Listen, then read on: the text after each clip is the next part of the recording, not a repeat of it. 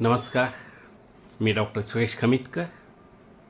आपण सर्वांचं माझ्या भारत भाग्यविधाता या यूट्यूब चॅनलमध्ये सहर्ष स्वागत करतोय.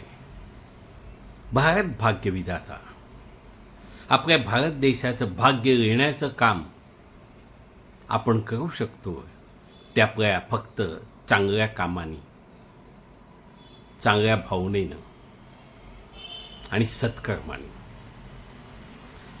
आपल्या देशाप्रती आपले जी कर्तव्य आहेत, आपल्या देशाचं जे संविधान आहे त्या संविधानाची अंमलबजावणी करणं आणि त्या संविधानामध्ये जे नियम सांगितले त्या नियमाचं काटेकोरपणे पालन करणं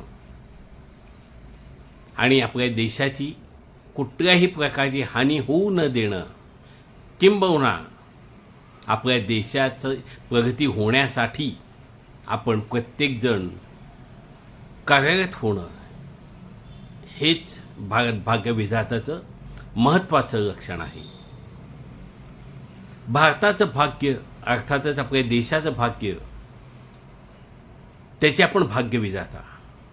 भाग्य लिहिण्याचं काम आपण करतोय कारण आपण आपल्या देशाचे नागरिक आहोत. आपलं प्रत्येक काम हे भारताचं भाग्य घडवायचं का बिघडवायचं हे ठरवत असतं.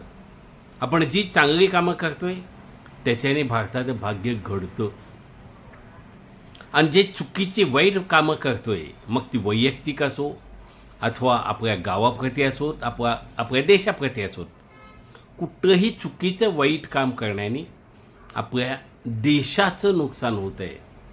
ही बाब प्रत्येक भारतीय नागरिकांनी समजून घेणं अतिशय आवश्यक आहे. माझा हा छोटासा प्रयत्न आहे आपल्या प्रत्येक भारतीय नागरिकांनी आपल्या देशाप्रती कायम आत्मीयता ठेवावी.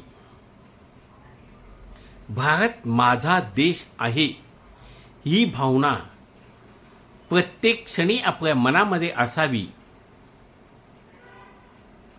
याच उद्देशाने माझं हे भारत भाग्यविधाता चॅनलद्वारे मी काम करीत आहे.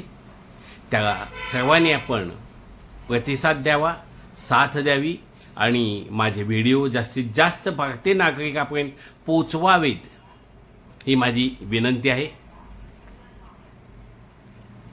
1965 मध्ये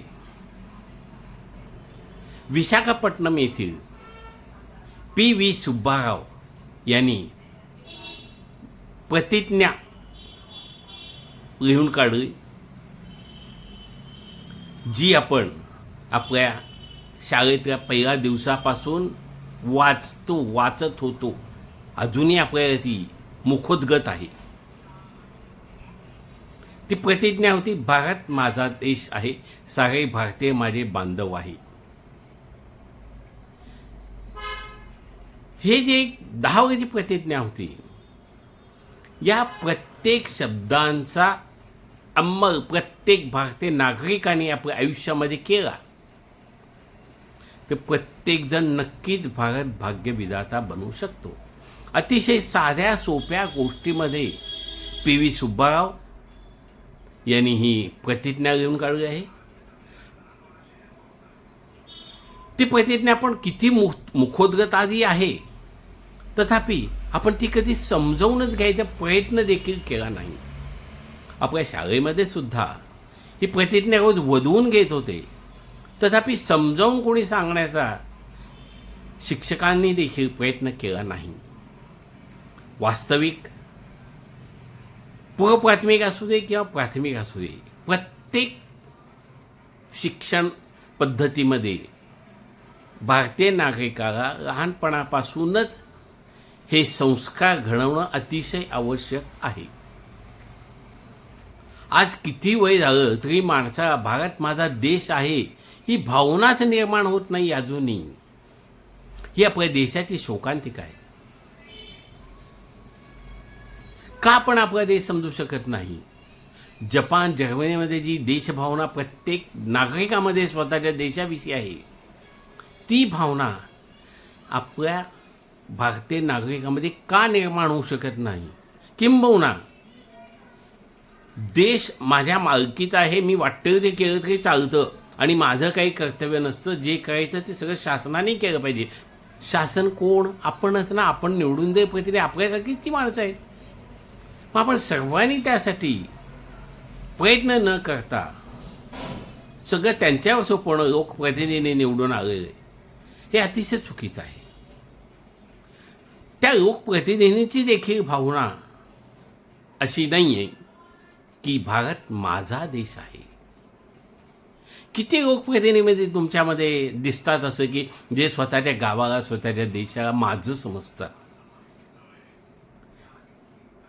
उलट निवडून आल्यानंतर मी कसा मोठा होईन, माझ्या देशाचं जास्तीत जास्त नुकसान करून माझी इस्टेट, माझा पैसा किती वाढेल, याकडेच बहुतेक लोकप्रतिनिधींचं लक्ष असतं. प्रत्येक लोकप्रतिनिधी हे सध्याच्या युगामध्ये तर जवळजवळ कोट्याधीश आहेत.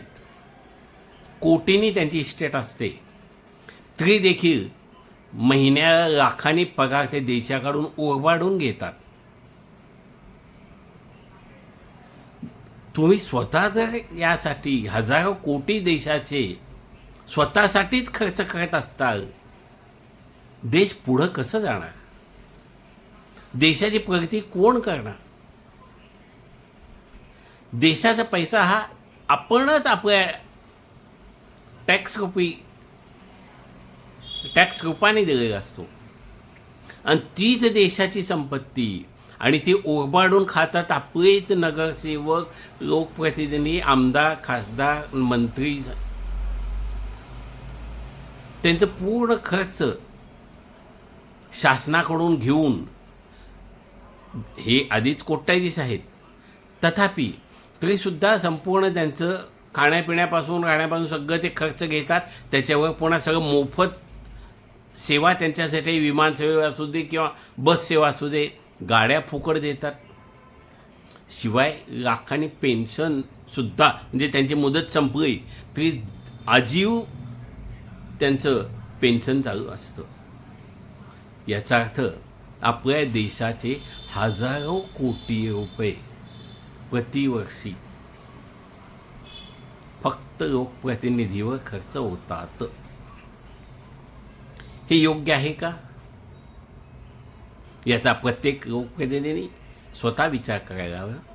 याबद्दल पुन्हा आपण चर्चा करूया पुढील भागात. धन्यवाद.